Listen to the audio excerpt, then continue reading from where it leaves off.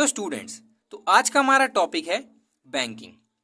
नाम से पता चल रहा है बैंकिंग का मतलब क्या होता है, जो भी चीज बैंक से बिलोंग करती हो। अब बैंक तो सबको पता ही है। तो बैंक बेसिकली क्या है?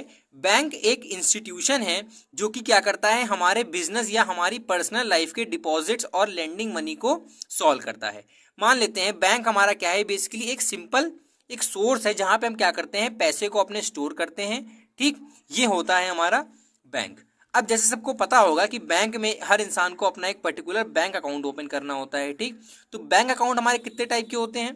तो बैंक अकाउंट हमारे होते हैं 4 टाइप्स के। ओके, तो सबसे पहला हमारा बैंक अकाउंट होता है सेविंग्स अकाउंट। तो सेविंग्स अकाउंट हमारा कैसा बैंक अकाउंट है? इसमें हमको क्या करना होता है, it let's you deposit money and earn interest on it. तो सेविंग्स अकाउंट बेसिकली एक नॉर्मल या इंडिविजुअल के लिए होता है, बेसिकली जिसको ज़्यादा मतलब ट्रांजैक्शन की ज़रूरत नहीं होती है और उसको पर्सनली सिंपली मनी को अपने स्टोर करने के लिए एक बैंक को एज अ स्टोरेज यूज करना होता है। ठीक, तो वो हमारा अकाउंट यूज करते हैं सेविंग्स अकाउंट, जिसको बेसिकली पर्टिकुलर इंसान अपनी सेविंग्स करने के लिए स्टोर यूज करता है। ओके, नेक्स्ट हमारा अकाउंट किस टाइप का है?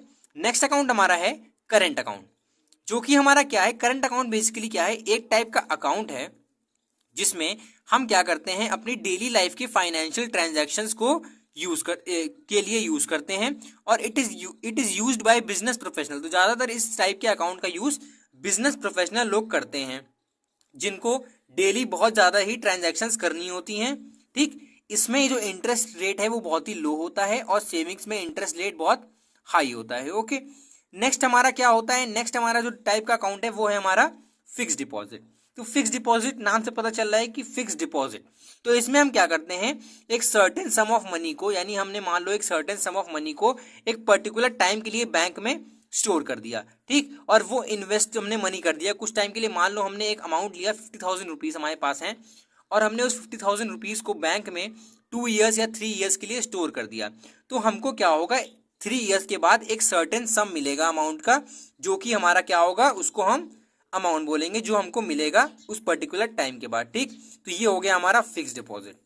नेक्स्ट टाइप का हमारा है रिकरिंग डिपॉजिट अकाउंट।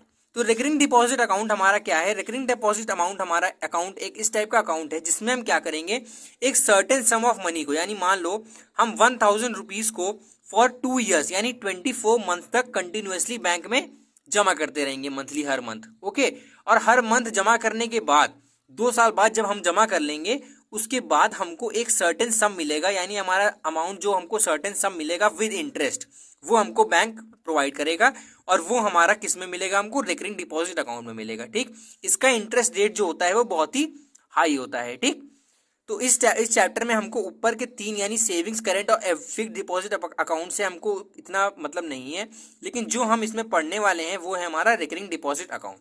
ठीक, रिकरिंग डिपॉजिट अकाउंट में हमने पढ़ा कि हमको उस पर्टिकुलर टाइम पीरियड के बाद एक सर्टेन सम ऑफ मनी मिलेगा, उसको हम बोलेंगे मैच्योरिटी वैल्यू। तो मैच्योरिटी वैल्यू सिंपली क्या होता है कि जो अमाउंट हमको उस टाइम पीरियड के बाद में मिल रही है एट द एंड, उसको हम बोलते हैं मैच्योरिटी वैल्यू।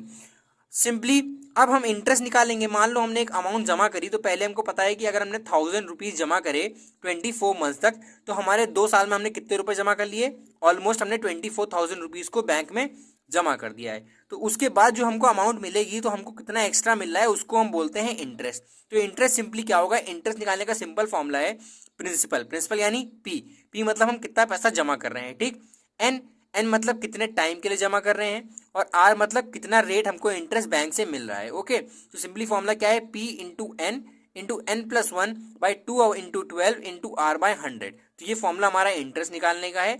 और मैच्योरिटी वैल्यू का सिंपल सा फॉर्मूला है पी इंटू एन यानी principal into time plus interest. तो जो हमारा प्रिंसिपल इंटू टाइम हुआ है यानी 1,000 इंटू 24, तो कितना हो जाएगा 24,000, और उसके ऊपर जो बैंक हमको इंटरेस्ट दे रही है वो अमाउंट हमको मिलने के बाद हमको मिलेगी हमारी मैच्योरिटी वैल्यू। तो इस चैप्टर में सिंपली यही 2 फॉर्मूले बेसिकली यूज होंगे और इसके बाद आज के लिए बस इतना ही, और नेक्स्ट वीडियो में हम इसके इंपॉर्टेंट क्वेश्चंस को डिस्कस करेंगे। तब तक के लिए thanks for watching, bye bye.